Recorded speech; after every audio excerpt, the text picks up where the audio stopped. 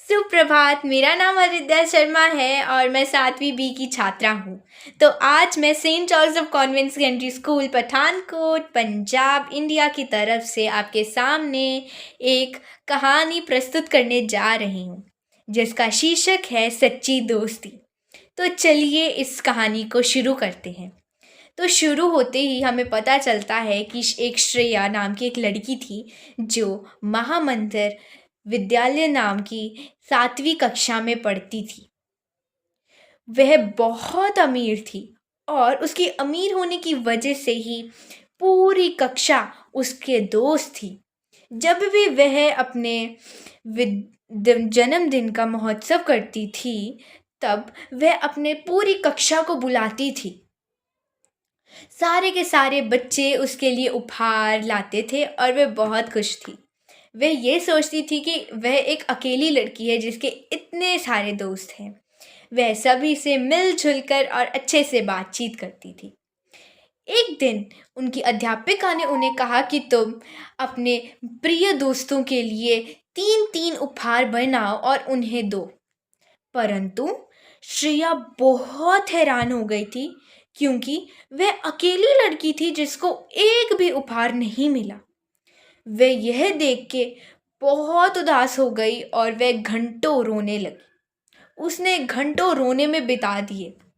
उसके बाद उसकी मम्मी उसके पास आई और कही, बेटा श्रेया, क्या बात है?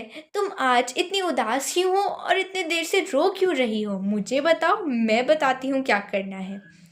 उसकी बेटी ने रोते रोते कहा, मम्मी मैं सभी से इतने अच्छे से बात करती हूँ, सभी से इतना मिलजुल के रहती हूँ, सभी को अपने जन्मदिन पर भी बुलाती हूँ।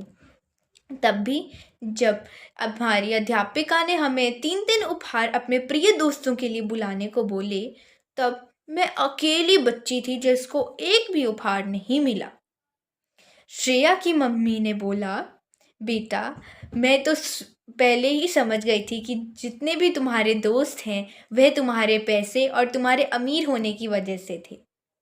अब सोचो ज़रा, अगर कोई अच्छा बच्चा होता तुम्हारा दोस्त, वो तो तुम्हें देता, पर जो पैसे के भूखे हैं उनको तो तुम नहीं कर सकती ना मना। जैसे कि तुम्हारे पास हमेशा पैसे होते थे और तुम्हारी पूरी क्लास तुम्हारे पैसे से ही कैंटीन में खाना खाया करती थी। और याद है वो दिन जब तुम्हारे पास पैसे नहीं थे तो तुम्हारी किसी ने सहायता तक नहीं की थी। श्रेया समझ जाती है कि हाँ, कि सारे के सारे बच्चे मेरे दोस्त नहीं हैं और सच्चा दोस्त वही होता है जो हमारी मुसीबत में हमारी सहायता करे। उसे हमारे अमीर या गरीब होने से कोई अंतर नहीं पड़ता, वह हर हाल में हमारे साथ खड़ा रहता है। श्रेया ने अपनी मम्मी को बोला, मम्मी अब तो मुझे समझ में आ गया है कि यह 3 उपहार किसको देने हैं। श्रेया की मम्मी उतावली होके बोली, बताओ श्रेया, किसको दोगी तुम?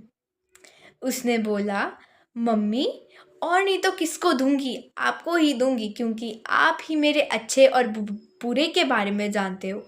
आप ही मेरे हर कदम में हमारी सहायता करते हो। आप ही मेरे पहले शिक्षक, पहले गुरु, पहले डॉक्टर, यहाँ तक कि पहले मम्मी आप ही हो। मुझे लगता है कि ये उपहार आपको ही मिलना चाहिए। वह दोनों बहुत खुश होती हैं और एक दूसरे के साथ समय बिताने लगती हैं। धन्यवाद। मुझे आशा है कि आपको ये कहानी बहुत अच्छी लगी होगी।